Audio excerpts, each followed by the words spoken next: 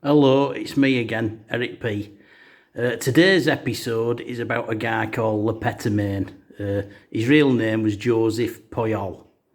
I have done an old video of this, but I wanted to jazz it up and do one that I think is a bit better. So I'm doing it now. Yeah, it should be a good one. In all sort of history, you've had things like, Steinway pianos, Gibson, Fender guitars, Stradivarius violins. Today we're going to look at a guy that used to use a bit of a different instrument. I think the term is flatulist or fartiste or farter. Those are the terms used for this guy's particular skills. Yeah, I'll tell you all about him now. I'll show you a quick picture with a little bit of details and we'll take it from there. So right, here it is.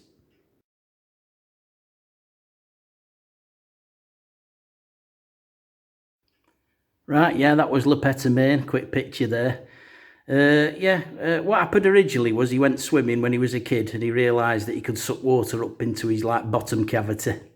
But apart from just water, he could also suck air in, which gave him an ability to play tunes and make noises. So what happened was when he was doing his national service, he used to entertain the other troops. A bit like Jim Davison does with the British troops, a bit like that. He used to do chicken noises, cow noises, pig noises, play little tunes, that sort of thing. The other soldiers he used to really like. He even used to fire water across the room, he used to suck it up, water out of a pan and fire it like a fountain across the room. Oh, the nights must have just flown by. Apparently he got his first, he went on stage in 1887 originally.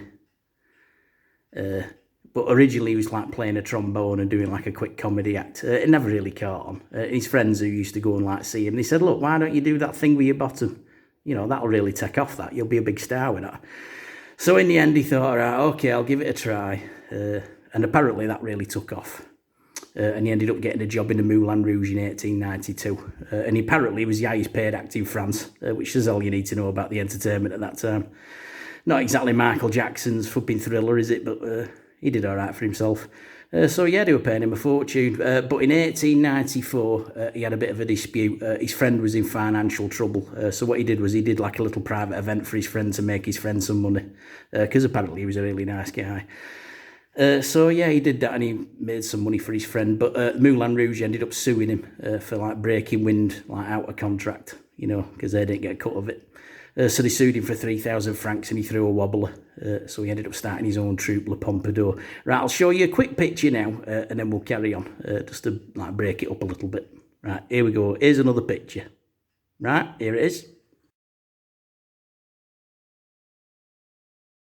Right, that was the picture there. Like I said, they sued him for 3,000 francs and he was proper buggered off with that. He wasn't impressed.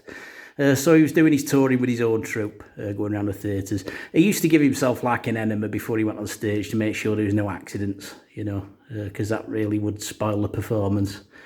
But as you get older, you can't hit the notes the same. I mean, if you listen to Elton John and Rod Stewart, listen to their voices, not what they used to be.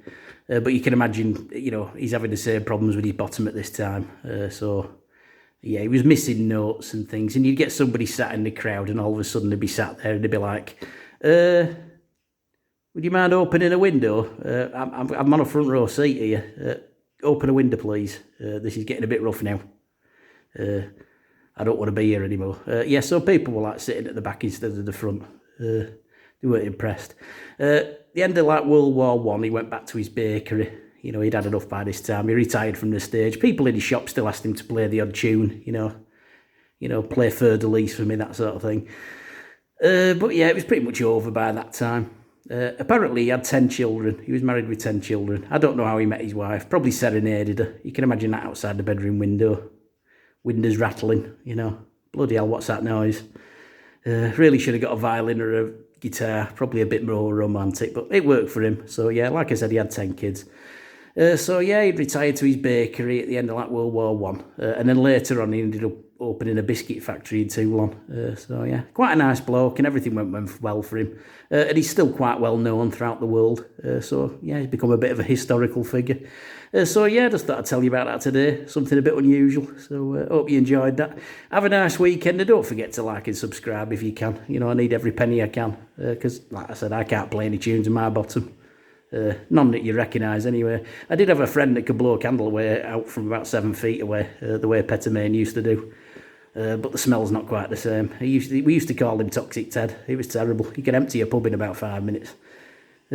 Yeah, right. Well, enough about that. Right, see you later. Hope you enjoyed it. Bye.